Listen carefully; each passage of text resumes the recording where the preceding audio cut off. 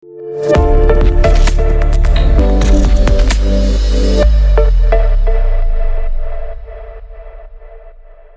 ever listeners, how you doing? Welcome to the best real estate investing advice ever show. I'm Joe Fairless. This is the world's longest running daily real estate investing podcast where we only talk about the best advice ever. We don't get into any of that fluffy stuff. With us today, David McIlwaine. How you doing, David? I'm great. Good to be on. Thanks for having me. Appreciate it. Well, I'm glad to hear it, and it's my pleasure, and looking forward to our conversation. A little bit about David. He's the founder and CEO of MAC Assets, MAC Assets. They syndicate B and C value properties, value add properties. He's a general partner in about 1,000 doors, and he's a limited partner in about 200 or so doors. He is based in Denver, Colorado. So with that being said, David, you want to give the best ever listeners a little bit more about your background and your current focus? Sure. So I came to real estate via a divorce in 2014 when I became a single dad and I could no longer do my corporate W-2 job. Previously, I was an executive for a division of Viacom and I lived on an airplane. And when I got divorced, I realized I had to stay home. My kids were far more important to me than an income. And so I became a realtor by default because I was going to flip houses. In the market in 2014, I decided that the flipping market wasn't sufficient to take the risk of the capital that I was going to put on the marketplace. A $200,000 buy for a $30K return was insufficient to me. So I decided to become a seller as opposed to a flipper. And from there, I evolved. One day, I was in a seminar at the local real estate system, and a guy talked about going big fast and scale. And it hit me like a Mack truck. In my previous world in selling advertising, I would sell 100 markets or 70 markets for the same work as I would sell one market. And when it hit me that I could go into multifamily and do the same thing, the world opened. And literally, I sat down, heard the guy's pitch. 3 minutes later, I changed my entire career focus. Hmm. Yeah, it's one of those moments. Just so I'm clear, 2014, didn't want to flip, numbers that make sense. So you became a seller instead of a flipper. What's this? Broker. I became a broker. Okay. All right. So you were representing buyers and sellers. I became a broker. Okay. I became an agent. You.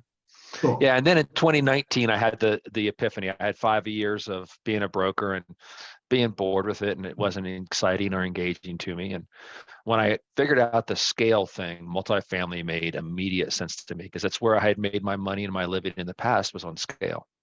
Mm-hmm. And so I absolutely changed my entire business model, and I've been very happy doing that. Okay. That seminar was a major turning point for you. What did you do immediately thereafter? What were some of your first steps? Well, the first thing I did is I went and took an underwriting course. And the underwriting course was fascinating because I really learned some fundamentals that I hadn't known before. I had done a lot of underwriting as a residential agent, working with small time investors, single family stuff. And I went and I walked through what the underwriting differences were between macro and micro deals. And the short answer is it's just zeros. If you're going to underwrite a single family house, you're going to underwrite a multifamily property with this very similar skill set. There's a lot of nuances to multifamily and underwriting. There are. Single family, though. It's not. But if you think about it, you've got insurance costs, you've got operational costs, you've got scale on it, but there are subtle variances. But in the macro, what you're doing is you're working through your financing, you're working through your rent projections, you're working through your operating expenses, you're working through all of the risks you have. And they're greater risks or they're lesser risks because the zeros are greater, right? I mean, that's the thought process that I see from it is that, yeah, you can make mistakes, they're bigger. But at the same time, it's the same premise. You look at it, you figure out where your risks are, and you mitigate those risks. What underwriting course did you take? I went through a thing with Think Multifamily and how they did their underwriting structure. And then I did some work with some other people that were like Neil Bawa's stuff, and I worked through Rob Beardsley's stuff. And then I did a lot of reps, did a ton of reps. And during the course of that period of time, I actually had my house flood while I was out of town for a week. So I had to Oh, move into a basement of my girlfriend's house, who's now my wife, with my kids while going through this. And I had to do an entire I just six-figure renovation on my house. made you So it took me a hungrier. little while. It made me want a nice view, right? But you did a lot of reps and pressure tested the learning. I got a great deal of pressure testing. Uh-huh. And then I just rolled up my sleeves and went at it. All right. So let's talk about that. You, at this point, do not have any deals as a general partner or limited partner. True? Out Like at this open point in right the now, story. raising. No. Yeah, no, at this point in the story. Oh, yes. You're in the Correct. I basement. don't. You're in your girlfriend's basement I'm with in the your basement. I kids. moved back into my Yeah. house. Thank You have God I no got the you have no renovation done. deals. Okay. And so what is the first deal that you do? The first deal I do is a multifamily deal in Montgomery, Alabama for 400 units. I found some partners that I really enjoyed and trusted. Spent some time doing some due diligence with them. One of the partners had done about 1,800 doors at the time. Another had been a director at Fannie Mae HUD, for 20 years, doing a lot of HUD buyouts and renovations. So I had some guys that could teach me a couple things. How'd you meet those And partners? networking events. Which one? I was actually at, gosh, there's one of them down in Dallas. I don't remember the name of it right now. Sorry about that. Okay. I was looking through all the Sunrock? courses, and it Sunrocks? might have been some Or rocks. It might real have been. estate guys? It was one of those guys. So I All went right, down to fair enough. Dallas, and I met him, and I started talking, and we created a relationship. And I dug in, and then I started raising capital with these guys. Went on some due diligence tours with them, went through takeover with them, raised 2 times my multiple that I expected to raise for the first deal. How much did you Um, raise? I raised about $500,000 in that first deal. Nice. Yeah, it was a And good start. from the point that you met these gentlemen to when you sent out that first email to your investors about the deal, about how much time in between? 3 to 4 months.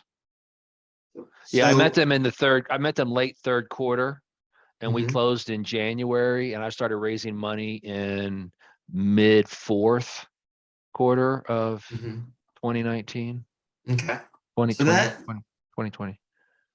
so I heard the background on the partners.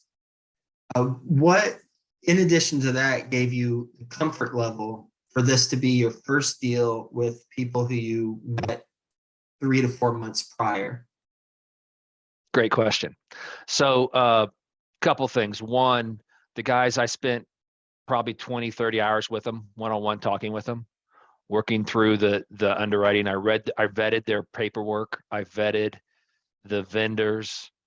I Like vetted the the underwriting. property management company, or Yeah, what I vendors talked to you talking everybody. I about? did my due diligence, right? In my previous world, I ran sales forces and I ran teams remotely. So I've had a lot of Mhm. time and experience interviewing people and learning where there's fluff and where there's substance. And Mhm. so I did my same thing. I went in, I talked to them. I decided that the team had a lot of sound background. I liked the project. I liked the market. It was a really interesting off-market deal where I love the story. The story was that the previous owner had abandoned it mid-project, and so 200 units that were contiguous to 200 other had been abandoned and had become kind of a crack house. And so it was a heavy lift. We Yes. had a very heavy lift, a lot of risk in this thing, right? Also a lot of return. Yep. And the guys had construction background. They had done this before. They had managed it remotely. The vendors had teams that literally moved into the property and worked on it. We had a lot of hiccups along the way, and I knew we would. What I was looking at was who were the horses, or who was the jockey, not the horse. And the jockey really was these guys that I figured out knew what they were doing. They weren't Mhm. 20-year-old kids. These were both grown adults that were, in their 30s and 40s and had done remote work before. And that was a key. If you've never done remote work before, you don't know how to manage people remotely. But if Mhm. you have and you have that skill set, it's not that hard. And it's a matter of asking how the questions are done. And so that was the answer. There's not a magic bullet to it, but it's trust, right? And it's your Mm-hmm. gut. And a lot of real estate I've discovered is your gut. Mm-hmm. Sometimes it's great, sometimes it's not. That was that first deal, and that was around 2019, 2020? Early 2020, 2019, 2020, because the year turned on me in the middle. We were supposed to Right. close prior to Okay. year end, and it kicked into Q1 of 2020. Got in right before COVID then, huh?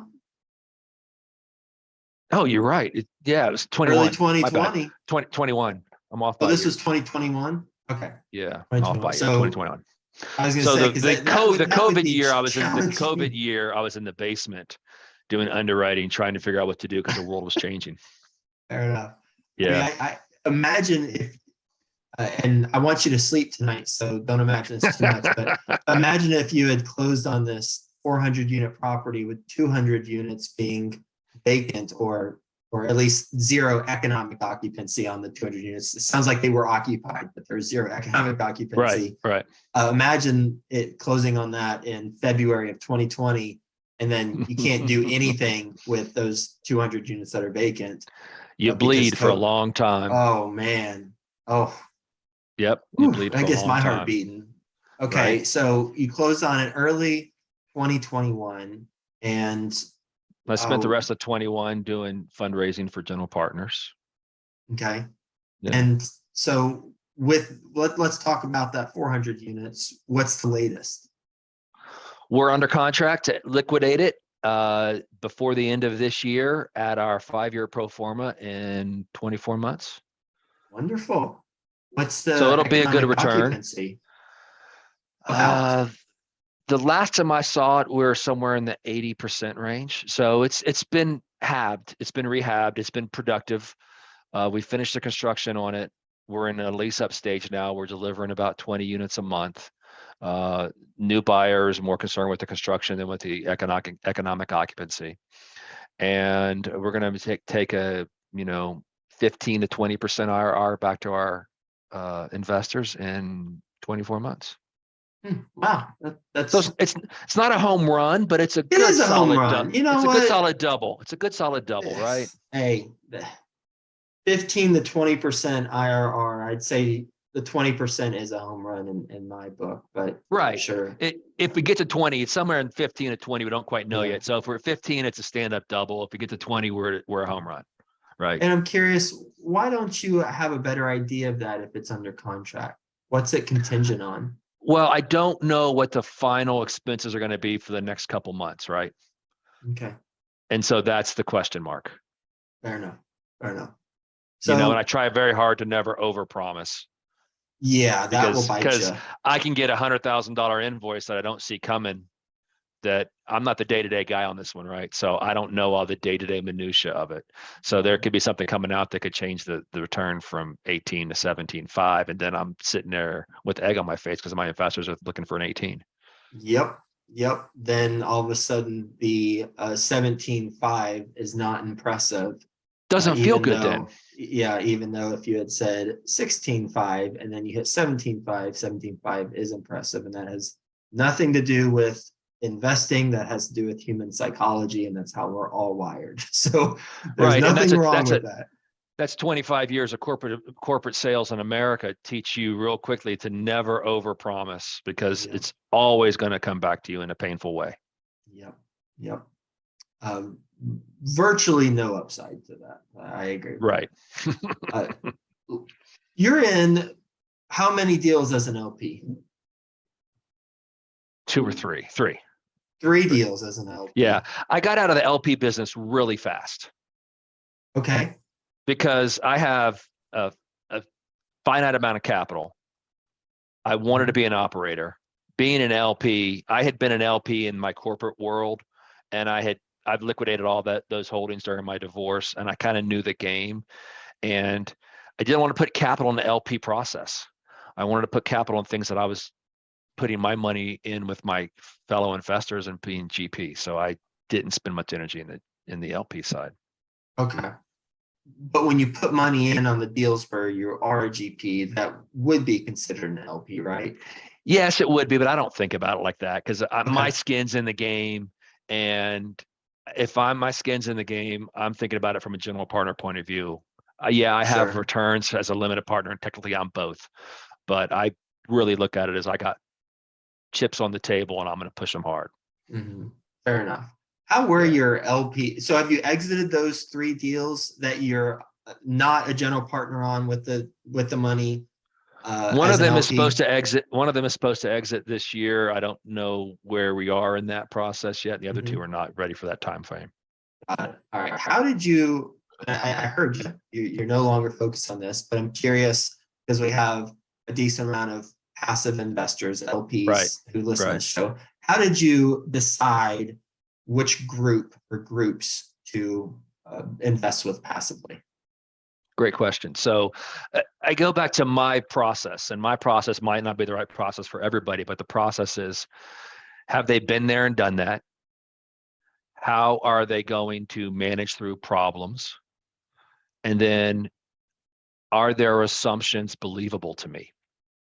From there, I go in, and if all those are yeses, then I go into what's the track record show me?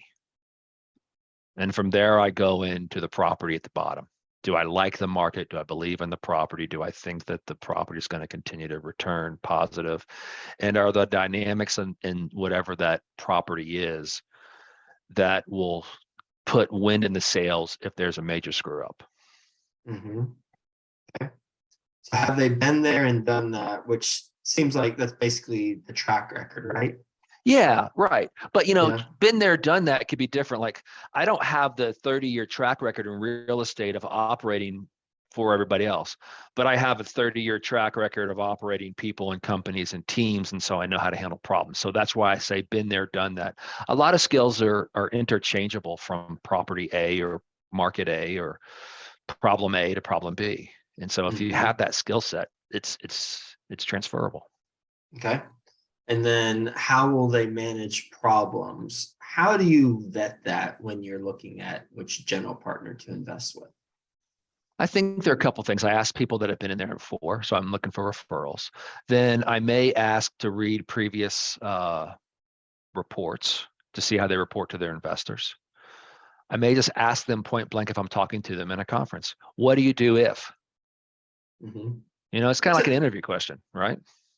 What would be a question? What do you do if blank? What would you ask there?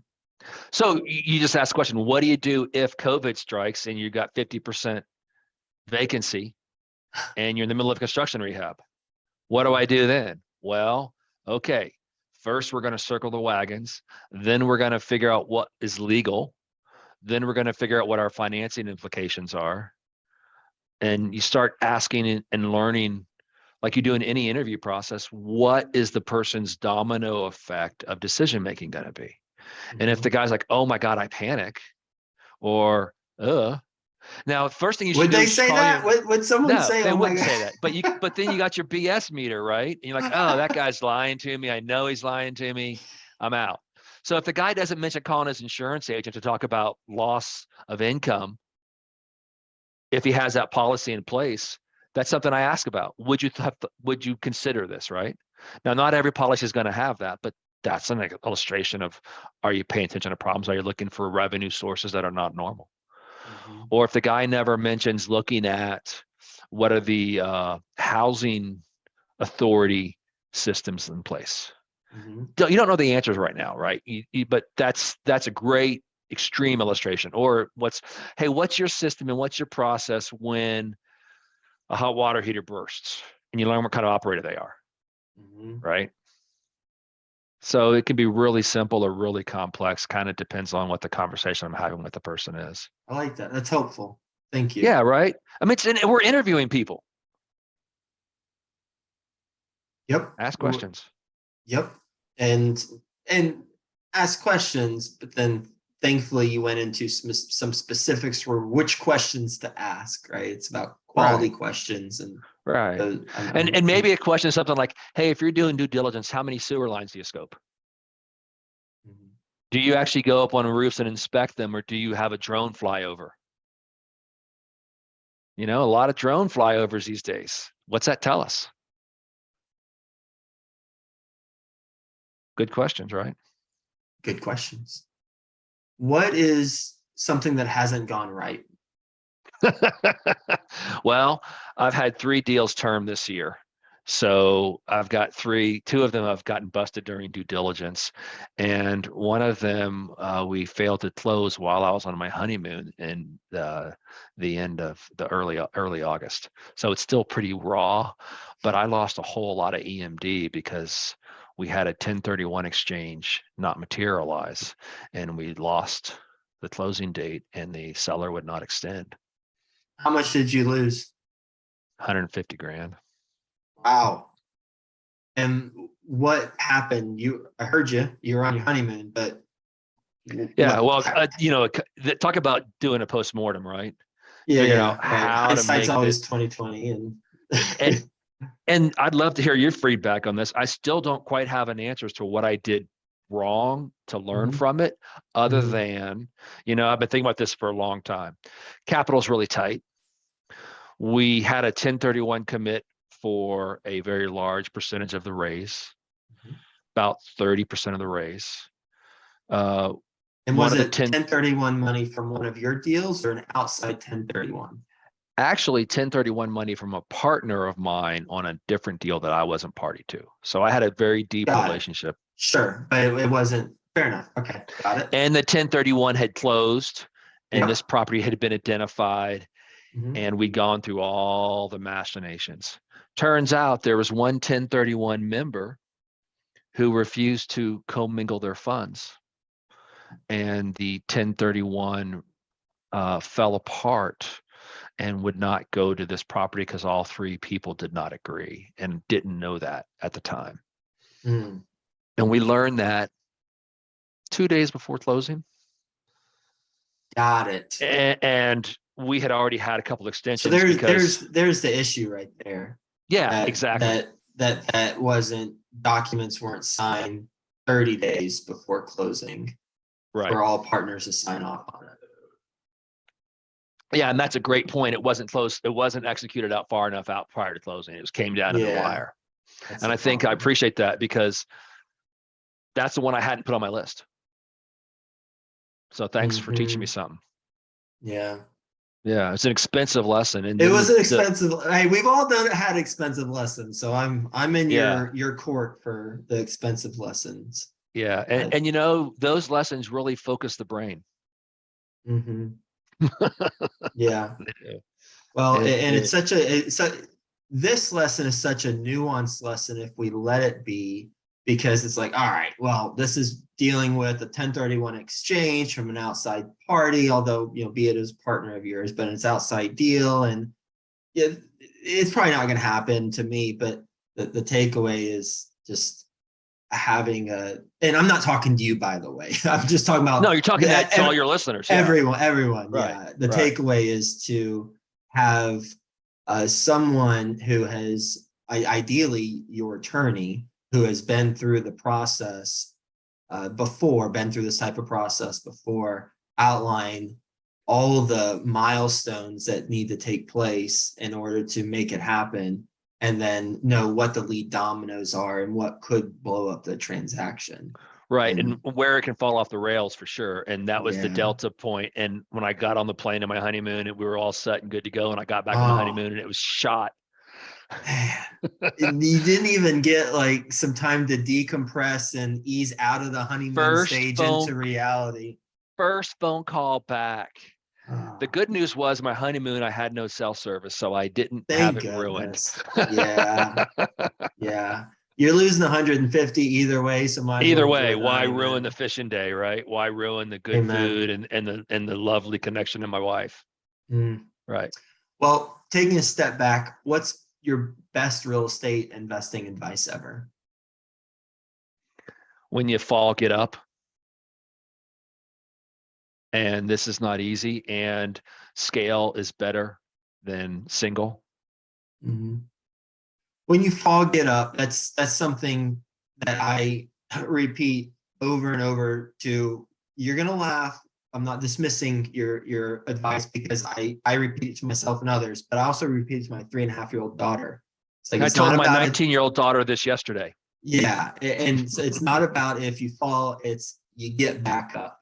Mm-hmm. How besides telling people this, and I truly want to know, because I say it, as I mentioned, but how can we, um, how can we bring that to life more with our loved ones or those we care about or the listeners? Like what is there? Is it maybe an example of that you have, or how can we do that?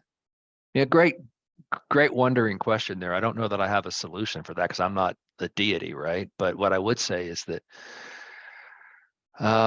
it's telling people what you fell on, how you fell, like losing 150 grand. And you just gave me a great piece of knowledge by being open about it and by being transparent, Mm-hmm. right? So I Mm-hmm. had not processed the idea that I could have had the doc signed 30 days in advance.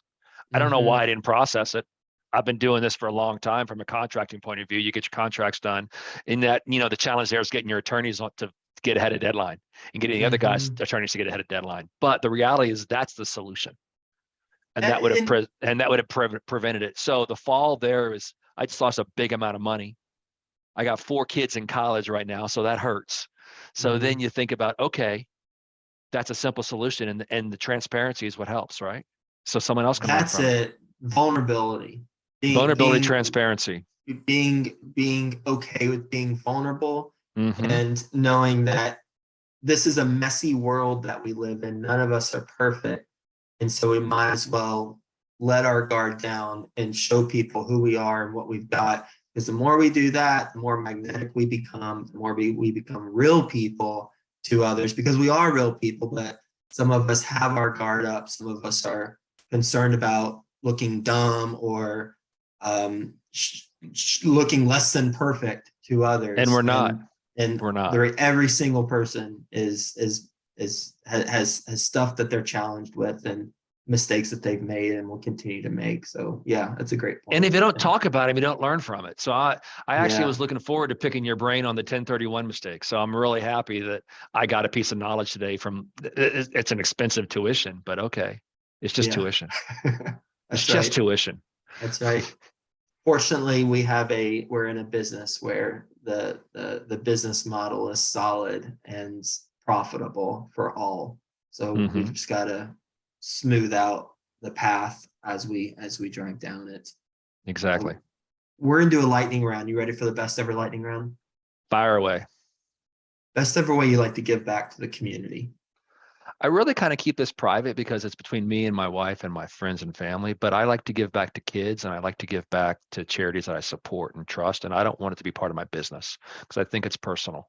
But I will say that I love swinging a hammer for Habitat for Humanity when I have time. How can the best ever listeners learn more about what you're doing? macassets.com, macassets.com. Easy enough. David, thank you for being on the show. I thoroughly enjoyed our conversation. Hope you have a best ever day, and we'll talk to you again soon. Likewise, have a wonderful day.